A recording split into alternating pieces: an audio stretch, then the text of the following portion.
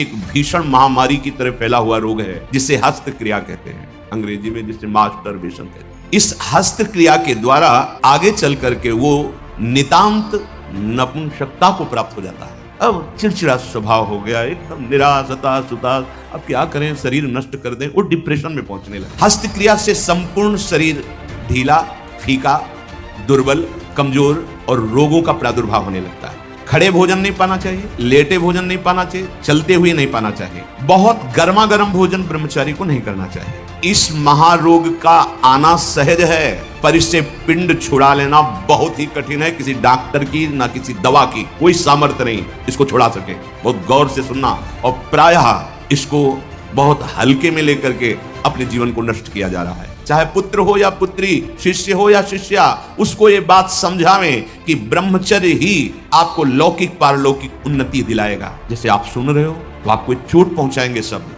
या आपको उठाने की कोशिश करेंगे। अगर आपने पकड़ लिया शब्द का सहारा तो उठ जाओगे, कोई औषधि नहीं बचा सकती, आप स्वयं बच सकते हो। आप में अभी भगवान ने सामर्थ्य दी है। एक भीषण महामारी की तरह फैला हुआ रोग है जिसे हस्त क्रिया कहते हैं, अंग्रेजी में जिसे मास्टरबेशन कहते हैं। इससे बालकों से लेकर के बड़े तक का यह संहार कर रहा है महामारी। कौन सी महामारी? यह हस्त मैथुन, यह हस्त क्रिया। इससे बढ़कर नाशकारी कोई रोग नहीं है। बहुत ध्यान देने योग्य बातें हैं। आज शर्माया जाता है बातें अपने बच्चों से पूछने में, या अपने शिष्यों को उपदेश देने का यही समय नहीं है। उपासना की नींव तो मजबूत होनी चाहिए, तब तो उपासना का महल खड़ा है। कैसी बातें कर, क्रियाएं कर रहे हो,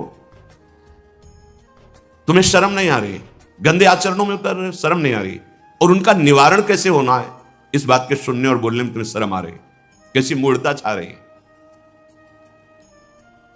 ये कराल काल के पंजे में फंसा करके जीवित रहने पर भी मुर्दे के समान कर देता है।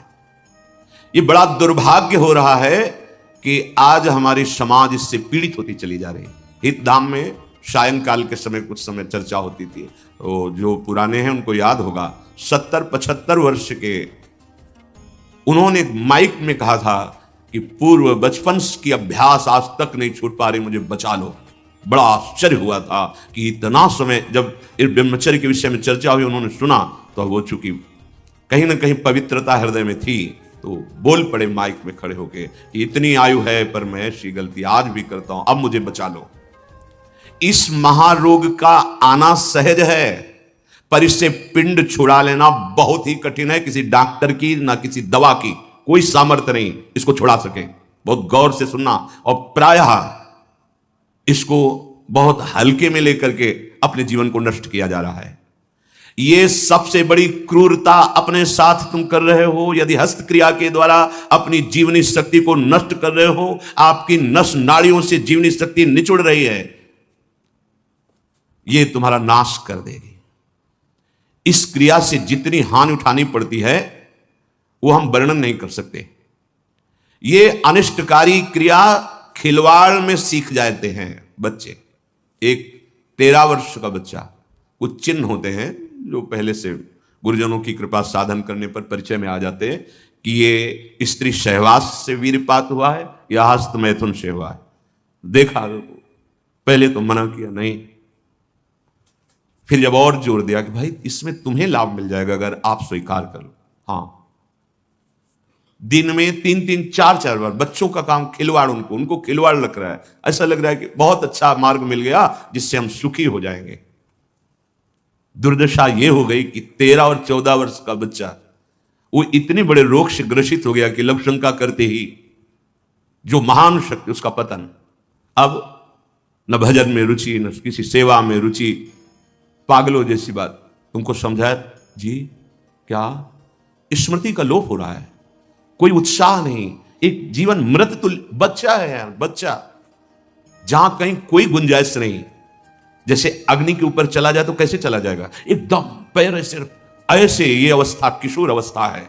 ब्रह्मचर्य पूर्ण जीवन, एकदम उछलता हुआ जीवन, तेज, कैसा भी कोई हो। किशोर अवस्था बड़ी सुंदर अवस्था होती है, प्रकाश आता है, क्योंकि उस समय तक गलत संबंध। आज तो किशोर अवस्था प्रारंभ होने से ही ये दुर्दशा, मोबाइल, कुसंग, ये सब बहुत नष्ट कर रहा है, इसे खिलवाड़ समझा जाता है। और दुर्भाग्य की बात कि जो हमारे सलाहकार हैं वो उनको कहते हैं इससे रिलैक्स हो जाओगे।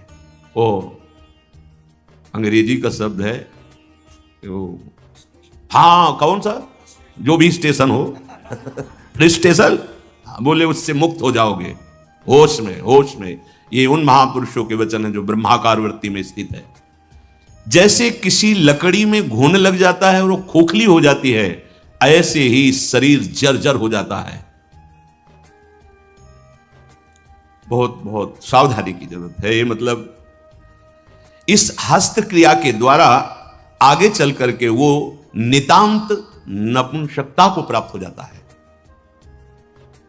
नशों में ऐसा दौर्बल्य, ऐसी कमजोरी आ जाती है कि सहवास के लिए सोचा मात्र खत्म हो गया, सहवास की योग्यता खत्म हो जाती, गृहस्थ मार्ग में चलने लायक नहीं रहता, संतान उत्पन्न करने की सामर्थ्य नहीं रहती। बहुत सावधानी की जरूरत है, इससे खिलवाड़ मत समझो। किसी भी औषधि में, किसी भी डॉक्टर में कोई भी ऐसा उपाय नहीं है जो इसे छोड़ सके। आपकी स्वीकृति ही एकमात्र है, सत्संग ही एकमात्र है, भगवत चिंतन, भगवत कृपा ही एकमात्र उपाय है कि इस महान रोग से, और ये वायरल की तरह फैल रहा है, जैसे कोरोना वायरल नहीं था ऐसे फैल रहा है। छोटे छोटे बच्चे जो अभी जानते भी नहीं, वो इतने से संस्कार पड़ रहा है, अच्छा लग रहा है। अब वो जीवन भर, अगर अभी तो नहीं, अभी सुधर जाए, नहीं जीवन भर नहीं रोक सकता, नहीं रोक सकता। या तो सदगुरु कृपा हो जाए और बहुत शासन हो और वो स्वयं उस शासन को स्वीकार करे तो निकल सकता है, नहीं बड़े बड़े इस महामारी से नहीं निपट सकते। इसके लिए कोई इंजेक्शन नहीं तैयार हुआ अभी तक, ये आप जाओ रोग खत्म। ये स्वयं स्वीकृति में बैठा हुआ महामारी है और ये वायरल की तरफ फैल रहा है, नवीन पीढ़ी का सर्वनाश। और कुछ महानुभाव ऐसे हैं कि इसको बता रहे हैं तो नेचुरल है, ये स्वाभाविक है, प्राकृतिक चलता है, ये कोई, अरे सर्वनाश को तुमसे प्राकृतिक बता, स्वाभाविक बता रहे हो? नहीं, बहुत सावधान आप लोग। दुर्भाग्य का निमंत्रण मत दें। ये दुर्भाग्य है, ऐसा दुर्भाग्य है कि आपकी दिनचर्या ही नहीं हो सकती। कभी भी व्यभिचारी की एक जैसी दिनचर्या बहुत काल तक नहीं हो सकती। 2-4 दिन प्रयास करेगा, गिर जाएगा। ब्रह्मचर्य कभी भी दिनचर्या में फर्क नहीं पड़ने देगा, चाहे जैसी स्थिति हो। चाहे शरीर नहीं उठ पा रहा तो उसका चिंतन भागवती को नहीं लगेगा। इसलिए सामान्यता, जिसे हम बहुत सरल समझ रहे, बहुत सुख समझ रहे, इसको आप सावधानी पूर्वक बहुत ध्यान दीजिए। बहुत ध्यान का इसलिए विषय है कि ये नींव है हमारे अध्यात्म की, हमारे परमार्थ की। शरीर के भीतर बताया था कल भी, एक मनोवाह नाम की नाड़ी है। इस नाड़ी का कार्य है मथानी जैसे नहीं, दो दूध दही का मंथन करे तो मक्खन निकाल देती है, ये इतनी चिंतन से गर्म हो जाती नाड़ी, तो वीर पूरे शरीर के रक्त के साथ है। उसी से आपकी हड्डियां मजबूत होती हैं, उसी से आपका शरीर बलिष्ठ होता है, उसी से आपके मन को पवित्र विचारों में चलने की सामर्थ्य मिलती है। ये जो कहते हैं ना कि हम नहीं चल पा रहे हैं, हम भजन नहीं कर पा रहे हैं, आप कमी को पहचानिए। शरीर के भीतर जो मनोवाह नाम की एक नाड़ी है, ये मंथन कार्य करती है। जे ही आप कामाशक्त हुए, चिंतन किए, तो पूरे शरीर से, जैसे दही के मंथन से वो घृत निकाल ले, वैसे ये मनोवाह नाड़ी काम करती है। वो पूरे शरीर की नस नाड़ियों से आपके जो वीर शक्ति उसको एकत्रित कर लेती है, चाहे शरीरधारी कोई भी, स्त्री हो पुरुष कोई भी हो, उसको एकत्रित कर लेती है। पूरी नस नाड़ियां कांप उठती हैं जब उसका आकर्षण, वो आप समझ नहीं पा रहे, वो आप समझेंगे ऐठन हो रही है आप ऐसे, वो पूरे नस नाड़ियों को निर्जीव कर रही, शक्तिहीन कर रही है। सिर से पैर तक हर अंग हिल जाता है। शरीर का मंथन करके वो एकत्रित करके बाहर कर देगी। अब क्रिया करो या ना करो, दौर्बल्य, प्रमेह, स्वप्न दोष, ये निश्चित उसके शरीर में प्रकट हो जाते हैं। शरीर के रक्त में एक सफेद और दूसरे लाल कीट होते हैं। सफेद कीटों में बाहरी आए हुए प्राकृतिक प्रहार, रोगों के प्रहार से लड़ने की सामर्थ्य होती है। जो हस्त क्रिया या अन्य अष्टमैथुनों के द्वारा वीर शक्ति का नाश करता है, तो सफेद कीट ये नष्ट होने लगते हैं। अब जो लड़ने की सामर्थ्य थी प्रकृति से, गर्मी, सर्दी, बरसात, मान, अपमान, निंदा, स्तुति, और रोगों से वो क्षीण हो गई। अब चिड़चिड़ा स्वभाव हो गया, एकदम निराश, हताश, उदास। अब क्या करें, शरीर नष्ट कर दें, वो डिप्रेशन में पहुंचने लगता है। समझो, अधिकतर हमारी दुर्दशा हो रही। ध्यान देकर सुनना, अगर वो शुभ जो रोगनाशक सफेद हैं, वीर आप नष्ट नहीं करते तो इतने बलवान हो जाते हैं कि एक बार विष को भी वो पचा डालेंगे। इतनी उसमें सामर्थ्य है, आपकी हानि नहीं होने देंगे। ज्यों ज्यों आप ये नीच चेष्टा करते हैं, त्यों त्यों ही ये जो आपको सबल बनाने वाले वो नष्ट होने लगते हैं, और उसके कारण भयानक रोगों का सृजन होने लगता है। मनुष्य के शरीर में और दिमाग में और स्नायुओं पर ऐसा प्रभाव पड़ता है, आगे चलकर पक्षघात हो जाता है, ग्रंथिवात, जितने जोड़ों में दर्द, पागलपन या और रोगों की उत्पत्ति होने लगती है, क्योंकि वो जो लड़ने वाले कीट वो सब नष्ट हो जाते हैं। व्यभिचार सर्वथा निंदनीय है, और सबसे महानिंदनीय है ये हस्त क्रिया, क्योंकि इसमें किसी दूसरे की जरूरत नहीं होती है। बहुत सावधान, बहुत नीच प्रवृत्ति है इसका। वायरल की तरह, जैसे वायरस होता है वो वायरल हो जाता है, ऐसे हो रहा है, ऐसे जिसको देखो सुख का साधन माने हुए है, नवीन अवस्था अपने को नष्ट कर रहे, और प्रमाण उनको मिल जाता है ऐसे बहिर्मुख लोगों से जो कहते हैं कि हाँ, आपका हृदय ठीक रहेगा, आपका स्वास्थ्य ठीक रहेगा, आप दिमाग से एकदम शांत हो जाए। कैसा नीच उत्तर है, कैसा उपदेश है, नाश करने वाला। तस्मात् शास्त्रम प्रमाणम ते कार्या कार्यो व्यवस्थितो।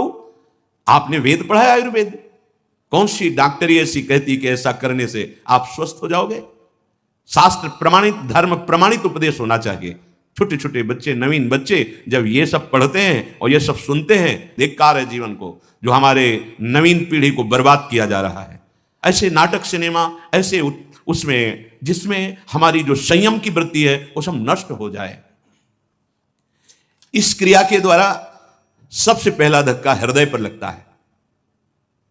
इसका धक्का बार बार लगने से यक्षमा, हृदय रोग और स्मृति का नाश ये शुरू हो जाते हैं, जिसे राजक्षमा कहते हैं। यही रोग हुआ था विचित्र वीर को। दो पत्नियों के संयोग में बावरे हो गए, समझ नहीं पाए सिद्धांत को। भयानक हृदय रोग, हृदय का कमजोर हो जाना, जरा सी बात में घबराहट पैदा होना, डर जाना, उत्साहहीन हो जाना, है क्या बात है, एकदम कोई बात नहीं, बेमतलब कल्पना में पर, ये आपके ब्रह्मचर्य नाश का लक्षण है। ऐसा अभागा मनुष्य जीता हुआ भी मृत्यु तुल्य है। मस्तिष्क में बिजली की तरह इसका प्रभाव पड़ता है ब्रह्मचर्य नाश का, वो एकदम क्षीण करता चला जाता है। याददाश्त नष्ट हो जाना, शरीर में एक अजीब सी पीड़ा होना, खाली खालीपन महसूस होना, सुबुद्धि का पूर्ण रूप से ह्रास हो जाना, प्रतिभा न रह जाना, तेज न रह जाना, उत्साह न रह जाना, और पागल सा व्यवहार होना, यह शुरू हो जाता है ब्रह्मचर्य नाश से। मस्तिष्क कमजोर होते ही आंखों की ज्योति लड़खड़ा जाती है। ऐसे देखें, अवस्थागत बात अलग है। अभी ब्रह्मचर्य रह करके आप देखो, ये तो प्राकृतिक नेत्र हैं, आपके दिव्य नेत्र खुल जाएंगे। कान में सुनने की शक्ति, दांत के मसूड़ों का फूल करके दांतों को जो रोकने की शक्ति, शरीर की शक्ति, ये सब नष्ट हो जाती है, क्योंकि ब्रह्मचर्य सबका आधार है। बहुत जल्दी बाल झड़ना, बाल पकना, जैसे राजा के नष्ट होने पर संपूर्ण सेना बंदी बना ली जाती है, ऐसे ही शरीर का राजा है ब्रह्मचर्य वीर। इसके नष्ट होने पर हर इंद्रिय, हर नस नाड़ी पराजित हो जाती है। आंख, नाक, कान, जिह्वा, वाणी, पैर, त्वचा, आंतें और इंद्रियां, ये सब असमर्थ होने लगती हैं। पाचन शक्ति पर बहुत बुरा प्रभाव पड़ता है। अब ये नाश नहीं तो और क्या, जीते जी नाश है। हस्त क्रिया से संपूर्ण शरीर ढीला, फीका, दुर्बल, कमजोर और रोगों का प्रादुर्भाव होने लगता है। मुख की कांति हीनता बढ़ती चली जाती है। मुख प्रसन्न तन तेज विराजा, कीन से रामचंद्र कर काजा। यार चेहरा देखो, वैसा लगता है जैसे सब उड़ गया, कुछ नहीं रह गया, बस केवल सजावट सजावट रह गई है। पवित्रता, जितेंद्रियता, बल, अध्यात्म चिंतन, कुछ नहीं, शून्य, बस वही वर्तमान भोगों का चिंतन, कैसे भोगूं, भोगे हुए भोगों का चिंतन। बस आप देख लो अपने हृदय में झांक करके। संपूर्ण जीवन विषयानंद में फंस जाता है। इंद्रिय दुर्बलता के कारण अगर वो गृहस्थ में भी गया तो वो गृहस्थ में भी अपने धर्म का पालन नहीं कर पाता, क्योंकि उसकी जो शक्ति है वो नष्ट हो चुकी है। संतति सुख से भी हाथ धो बैठता है। फिर जो उसको जलन और शोक होती है, क्योंकि वो जो कर्तव्य करना चाहिए गृहस्थ का वो नहीं कर, उसकी सामर्थ्य नहीं रह गई। अब वो अपनी बात तो बता नहीं सकता किसी से। अब जो अंदर जलन हो रही उसका निराकरण कहीं नहीं है। सावधान हो जाइए, ना वैरागी और ना गृहस्थ कुछ नहीं रह पाओगे यदि ये गंदी बातें आप नहीं त्याग पाए।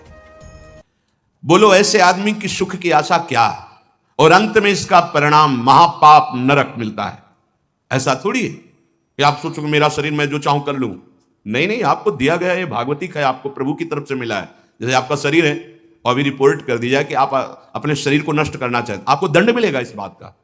आप शरीर का सतमार्ग में प्रयोग कीजिए, आप इसका असत मार्ग में आप इसको नष्ट करने का अधिकार नहीं रखते। यहां भी तो फिर भागवतिक विधान में तुम्हारा इतना अधिकार कहां कि तुम इसे मनमानी नष्ट कर दो। दुर्बल चित्त हो जाता है, संयम बिल्कुल नहीं रहता। जब कभी उसको इसका दोष अनुभव में आता है सुनने में, तो प्रतिज्ञा करता है, पर ऐसी हजारों प्रतिज्ञाएं वो रोज करता है, रोज तोड़ता है। क्यों? क्योंकि वो बल ही नहीं रह गया है। जो इस वासना से पीड़ित है, अगर थोड़ा भी हृदय सात्विक है तो शर्मिंदा रहता है। उसकी एक अजीब स्थिति अंदर रहती है, खुलकर किसी से बात नहीं कर सकता, आंख मिलाकर बात नहीं। और जो मलिन हृदय का होता है वो इतना अकड़ करके इतना राक्षसी प्रवृत्ति का हो जाता है, बिल्कुल ढीठ। ये दो वृत्तियां आती हैं जो ब्रह्मचर्यहीनता होती, यह तो इतनी शर्मिंदगी, थोड़ा सा भी हृदय अगर सात्विक है वो ग्लानि, और यह भी इतनी दुष्टता। जो आनंद में हसमुख होना चाहिए वो उदास, एकदम तेजहीन। उसकी सूरत देखने पर लगता है रोने वाला ही है। स्वभाव में रुक्षता होती है, चिड़चिड़ापन, क्रोधी, निस्तेज, आंखें अंदर धंसने लगती है, यहां खालीपन होने लगता है, एक खालीपन, एक काला सा चिन्ह। बहुत बहुत सावधान। ये इतना भयानक रोग है कि जवानी में भी वृद्धावस्था के लक्षण प्रकट होने लगते हैं। किसी भी कार्य में मन न लगना, पड़े रहने की इच्छा होना, थोड़ी मेहनत करने पर हाफते रहना, आगे क्या करना ऐसे विचार करने की शक्ति नष्ट हो जाना, बहुत जल्दी क्रोध आकर के आवेश में कुछ ऐसे वचन बोलना, क्रियाएं करना। देखो ना, सुनने को मिलता, माता पिता को पीटा, ऐसा किया, वैसा। कुचिंताओं की बाढ़ आ जाती है, कुचिंताओं की। उसके हृदय में एक भय, एक जलन, एक घबराहट बनी ही रहती है। थोड़ी सी बात उसको पहाड़ जैसी मालूम होती है, विचार के द्वारा काट नहीं पाता है। बार बार झूठ बोलना उसका स्वभाव बन जाता है। बार बार भूख लगना या जठराग्नि का मंद पड़ जाना, ये दो दोष होते हैं। अन्न ना पचना या तो बार बार ऐसा लगना कि खाऊं। और मलबद्धता आते, जब वीर शक्तिहीन हो जाती है तो मल को पकड़ने लगती है, उनमें सामर्थ्य नहीं रह जाती पचाने की या मल निकालने की, तो कब्जियत बनी रहती है। नींद का या तो नाना और या आना तो कुंभकर्ण जैसे सोना, पड़े हैं ऐसे दो। उठते समय निरुत्साह, आलस्य, आंखों को बहुत भारीपन होना, नहीं खुलने देना। ऐसा जब आप संयम से चलेंगे ना, घड़ी की अलार्म की जरूरत नहीं होती, ठीक समय में नेत्र खुले, ऐसा नहीं ऐसे नहीं, एक दिव्यता आती है। अभी आप उधर कदम सही ढंग से नहीं रख रहे, इसलिए है अलार्म बजते रहते हैं, शोर है। परमार्थ में या व्यवहार में भी आपको चलना है तो आपका संयम बहुत अनिवार्य है। अब बच्चे कहते हैं हमारी स्मृति काम नहीं करती है, पढ़ाई में मन नहीं लगता है। ऐसा क्यों नहीं लगता? आप देखो अपने आचरणों को देखो। पढ़ाई, ये तो इतने टेबलेट, इतना सब, एक बार बोल दीजिए, कभी भी जीवन में पूछ लीजिएगा, उसे दोबारा पढ़ने के सुनने की आवश्यकता नहीं। एक बार अगर हम नहीं सुनना चाहते तो आप हल्ला मचाते रहो, बाद में पूछो तो ना हमने वर्तमान में सुना ना बाद में उसकी स्मृति रहेगी। जहां स्मृति लगी वहीं लगी है। रात्रि में जो स्वप्न दोष होता है, इन्हीं गलतियों का परिणाम होता है। यदि आप ऐसी कोई गलती ना करें तो कल चर्चा में बताया था, स्वाभाविक कभी हो, वो उफान जैसा, वो जो संतानोत्पत्ति वाला, वो नहीं। जो हस्त क्रिया से युक्त हो गया है वो अनुभव करे। लघु शंका के पहले या बाद में देखना, जो जीवनी शक्ति है वो आपको ह्रास होती दिखाई देगी, बूंद बूंद निकलते दिखाई देगी, कितना सर्वनाश कर रहे हो। बाद में तुम सोचो हम ये विटामिन खा लेंगे, वो खा लेंगे, कुछ नहीं, उसकी पूर्ति नहीं हो सकती, उसकी पूर्ति नहीं हो सकती। आगे इसमें आता है, ये जो आयुर्वेदिक औषधियां दी जाती हैं ये बलिष्ठ होती हैं, और ये चूंकि आपकी प्रवृत्ति गलत है, वो बलिष्ठ होकर आपको और कामोत्तेजना प्रदान करेंगी। तुम रोक कैसे पाओगे? संयम नहीं। इसीलिए कोई औषधि नहीं है, आप स्वयं औषधि हैं उसके। आपका दृढ़ निश्चय और कुछ व्यायाम, प्राणायाम, आहार शुद्धि और नाम जप, इससे आप शासन में ला सकते हैं। इस बात को कौन अपने बच्चों को बैठाल कर समझा रहा है? अगर वो नहीं है तो सावधान हो जाएंगे कि अगर कोई ऐसी बात बताता है तो माता पिता ने मुझे पहले सिखा रखा है कि ये बहुत नाशकारी क्रिया है, कभी ऐसा नहीं करना। आप बताते हैं क्योंकि आपको फुर्सत कहां है, आप अपने मनोरंजन में मस्त हैं, आपको यही लगता है खिलाना पिलाना ही केवल बच्चों का प्यार दुलार है। नहीं, कभी बैठा लिए, उनकी दिनचर्या देखिए, आप उनसे पहले इस महान दुर्गुणों का आगाह कीजिए कि ऐसी ऐसी बातें आगे कोई तुम्हें सिखा सकता है या तुम्हें है तो नहीं, जानकारी करनी चाहिए। अगर कभी ऐसा हो तो ऐसा मत करना। जो नवयुवक हैं, हाथ पैरों के जोड़ों में दर्द मालूम दे रहा है, शिथिलता हो रही, दिमाग में एक सनसनी बनी रहती है, आपको ये अश्लील चित्र देखना अच्छा लगता है, गंदी बातें करना अच्छा लगता है, ये सब उसी हस्त क्रिया का परिणाम है। जिनको बार बार एक स्वाभाविक लघु शंका लगती, एक बार बार ये आपका लक्षण है कि आपने ब्रह्मचर्य का नाश बहुत अच्छे से किया है। कोई भी हो, गृहस्थ हो, विरक्त हो, कोई भी हो। हाथ पैर में कंपन होना, चेहरे पे मुहासे उभर आना, एकदम उठ के खड़े हुए अंधकार सा छा जाना, स्मरण शक्ति का लोप हो जाना, चित्त का अत्यंत चंचल रहना, दुर्बलता, प्रतिज्ञा पूरी ना करना, कोई भी कार्य पूरा ना करना, दिमाग में हर समय गुस्सा गर्मी छाना, नेत्रों में जलन होना, क्षण में गुस्सा क्षण में शांत, माथा, कमर, मेरुदंड, छाती, इनमें दर्द होना। ये बिल्कुल ध्यान से सुन लीजिए। रीढ़ की हड्डी झुकाकर बैठने में आराम महसूस करना, ये सब उसी ब्रह्मचर्य नाश के लक्षण है। ब्रह्मचर्य आपको ऐसे बैठने ही नहीं देगा, और देखो जरा सी एकाग्रता का आएगा तो बिल्कुल सावधान। अरे महान शक्ति है। मुख से दुर्गंध और शरीर से दुर्गंध आने लगती है जो अपनी इस ब्रह्मचर्य शक्ति का नाश करता है, दुर्गंध युक्त शरीर हो जाता है। नाक के किनारे ऐसी हल्की हल्की झाई आने लगती है, ऐसे यहां हल्की हल्की झाइयां पड़ने लगती, काले दाग जिन्हें कहते हैं, ये चिन्ह है ब्रह्मचर्य का नाश करने की। आवाज में कोमलता नष्ट हो जाती है, रुक्षता आ जाती है, स्वभाव में अप्रिय स्वभाव बन जाता है। कोई भी तुम्हारे पास बैठना नहीं चाहेगा, वही बैठेगा जो तुम्हारे लक्षणों से युक्त होगा। किसी भी मार्ग में उसको कामयाबी प्राप्त करने का उत्साह नहीं रह जाता। कर एक नवयुवक भाई कह रहे थे कि अगर वचन सुनने को ना मिलते तो हमने तो ठान ही लिया था कि अब अपने शरीर को पूरा कर देंगे। बचा लिया आपने हमारे जीवन। ओ बड़े भाव से गदगद होकर कह रहे थे, ये जैसे आप सुन रहे हो तो आपको चोट पहुंचाएंगे शब्द, या आपको उठाने की कोशिश करेंगे। अगर आपने पकड़ लिया शब्द का सारा तो उठ जाओगे, कोई औषधि नहीं बचा सकती। आप स्वयं बच सकते हो, आप में अभी भगवान ने सामर्थ्य दी है, अभी बच सकते हो। अगर आपने अभी अपने को नहीं संभाला, सोचो जरा, आप इतनी कीमती महान वस्तु को खिलवाड़ में नष्ट कर रहे हो। क्या चाहते हो? गृहस्थ में संतानोत्पत्ति के लिए आदेश है, व्यभिचार के लिए थोड़ी आदेश है। प्रत्येक माता पिता गुरु बड़े जनों को ये कर्तव्य का पालन करवाने के लिए चाहिए कि उनको अपने पास बैठा ले, चाहे पुत्र हो या पुत्री, शिष्य हो या शिष्या, उसको ये बात समझावें कि ब्रह्मचर्य ही आपको लौकिक पारलौकिक उन्नति दिलाएगा। इसमें लज्जा संकोच करना बिल्कुल मूढ़ता होगी कि हम अपने बच्चों से ऐसी बात क्यों करें, या ये समझना कि मैं ऐसा बोलूंगा तो कहीं कोई ऐसा ना सोचे। मान लो गुरु है, उपदेश कर रहा, कहीं ये ना सोच बैठे कि लोग क्या कहेंगे कि रामकृष्ण हरि की चर्चा छोड़ करके क्या चर्चा कर रहे हैं। शरीरम व्याधि मंदिरम ये तभी बनता है जब आप ब्रह्मचर्य का नाश करते हैं। अतः माता पिता से, गुरुजनों से सबसे प्रार्थना है कि संकोच लज्जा छोड़कर अपने प्रियजनों को पास बैठाल कर, चाहे बच्चा हो या बच्ची हो, संयम की शिक्षा जरूर बतावें कि कैसे हम अपने जीवन को, भविष्य को। आप क्या समझते हो, अच्छे अच्छे पदार्थ पवा दिए, खूब पैसा लगा करके उनकी सुविधाएं दे दिए, लेकिन वो जो आचरणहीन हो रहे हैं, जो जीवनी शक्ति का नाश कर रहे हैं, किस उन्नति में जाएंगे? जब अंदर ब्रह्मचर्यहीनता आती है तब नशा करने की इच्छा होती है, क्योंकि वो विक्षिप्तता सही नहीं जाती है। वो गांजा, चरस, ड्रग्स, ये वो, अब उस नशे की उत्तेजना में और नष्ट होता चला जाता।